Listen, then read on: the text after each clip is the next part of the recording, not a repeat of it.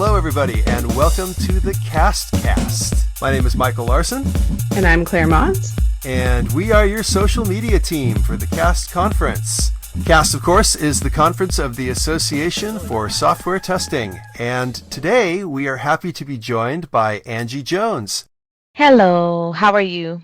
We are doing great. So as part of our lead up to CAST 2017 in Nashville, we are looking forward to a chance to talk to as many of the speakers, presenters, and people helping to put on the conference as possible so that we can encourage people to get excited about the conference and come out and join us in Nashville, Tennessee in August.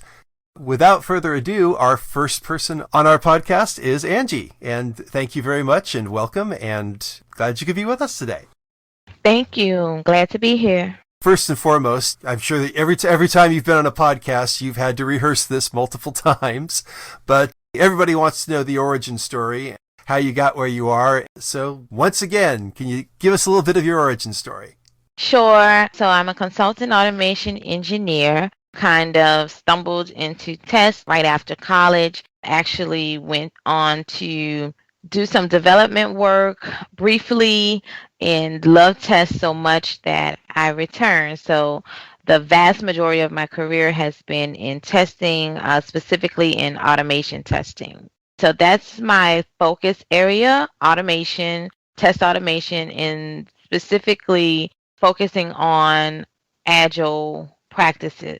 And so test automation within agile practices. That's an interesting niche. I wonder, how did you decide to work in Agile specifically? I was kind of forced to do so.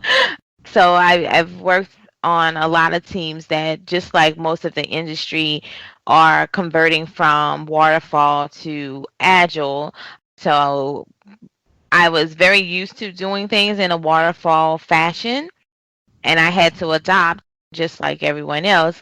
It was interesting. There's been some great work done in the industry to figure out where does testing fit into all of this. Automation, it seems like everyone kind of already decided where it was going to fit in. We need it very much so for regression and for continuous integration. So I had to adjust and adopt these new practices and figure out, how do I keep myself employed? Oh, that's an important question to answer. Yeah.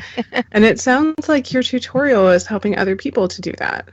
That's exactly right. My tutorial at CAST is a day in the life of an automation engineer. The theme of CAST this year, as you know, is what the heck do testers do? That's a very good question. We're constantly trying to let the industry know what it is that we do as testers and prove our value. I also see a lot of testers who are pushing to go towards automation because that is a big draw now in the field.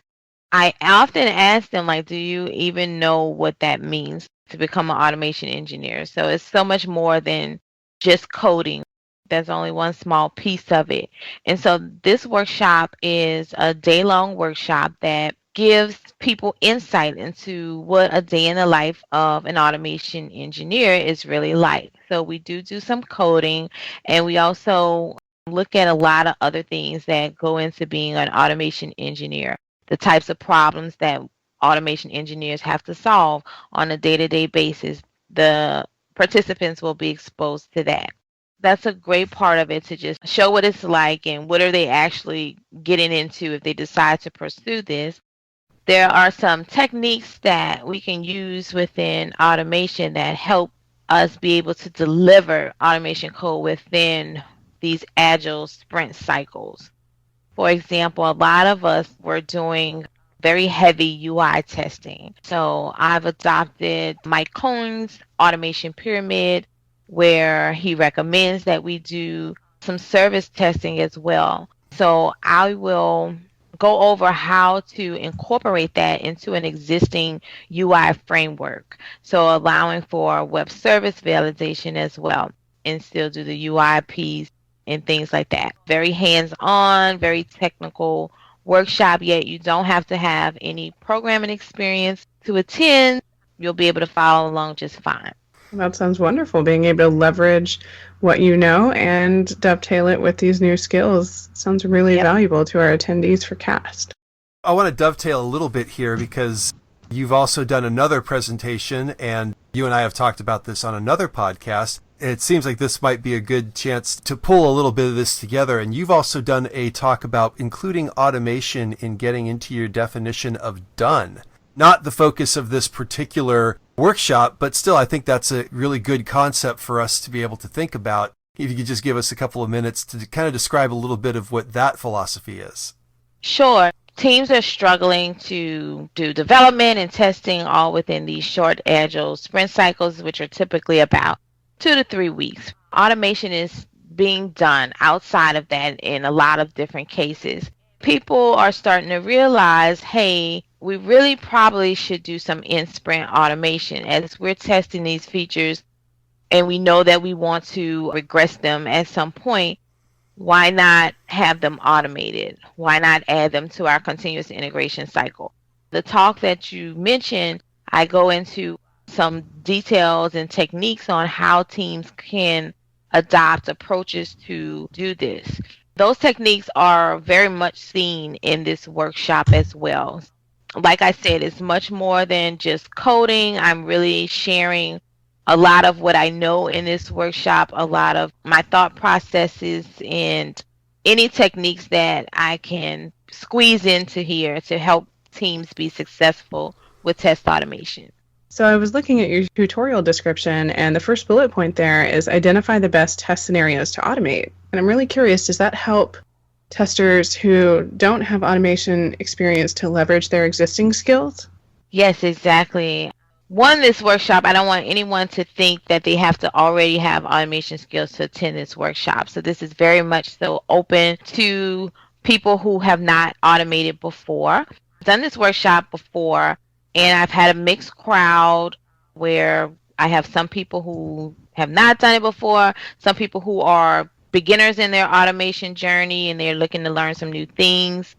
It sounds like your tutorial is accessible to people who are all the way from beginner to maybe a journeyman level. Sounds like people who already have some automation background could definitely benefit from learning more about this specific framework and maybe the how to build a business case for doing that. Exactly. And so I've had people from various different backgrounds attend the workshop, people who are just starting out, people who are already doing automation. I've also had developers and business analysts and people who just want to learn more about what is it that our automation engineers are doing. So it's a black box for a lot of people. They know that we're coding, but that's about it. They don't really understand it in its full extent. So this is a great opportunity to be able to get a very close look into what it is that we do as automation engineers. I do also like the fact that the second bullet point here is create an automation framework from scratch. And I think that for a lot of people, that might even be the most daunting part of this, is that when we think of building an automation framework, it's, I have to know all of this stuff. I have to be able to piece together all of these things, and I'm not sure that I know how to do that. And I think for many people, we stumble at that point because we're thinking, what does it really mean to build an automation framework? Exactly, and that's where people struggle the most. So they know that they want to adopt automation into their environments. However, like you said, where do I begin? Where do I start? And so this will guide them step by step on how to do that. And everyone who attends will be able to leave with an automation framework on their laptops. And so they'll be able to take that back and have the structure for that and revise it if needed for their own workplace. Well, of course, we don't want to go too much into detail, because if we cover all the details here, there's no point in people. Well, they're actually, in this case, because they're walking out with a framework, there is a point to showing up. But we do want to, of course, encourage. Now, workshops are separate. These workshops and tutorials are an add-on to the conference. Not everybody who shows up at the conference gets to go to the tutorials, and space is limited. So we want to encourage everybody to go to the Association for Software Testing sign-up page if you haven't already. If you want to be part of the workshop, you do have to sign up for it. It is first come, first serve, and once those seats are full, they're full. I guess at this point, we're going to wrap this up. If there's anything that you want to encourage, or if there's any shout outs or any additional details, where can we know more about you? You can find me on angiejones.tech. So I blog about automation techniques there. And I'm also on Twitter at TechGirl1908. And just to echo Michael's statement about making sure that you enroll early, this workshop I've done several times before, and it's always packed and very good reviews at the end. So this is definitely one that you don't want to miss. All right. As a previous year attendee, I can say having hands-on experience in a tutorial was very helpful for me back on the job after I came back from CAST. So I definitely recommend people to choose something that's hands-on that will help them to solve real-world problems when they get back to work. And with that, we'd like to say thank you, everybody, for listening to the CASTcast. As we certainly hope, more reasons to get fired up and excited about joining us in Nashville, Tennessee. Thanks for listening. All right, thanks. Bye.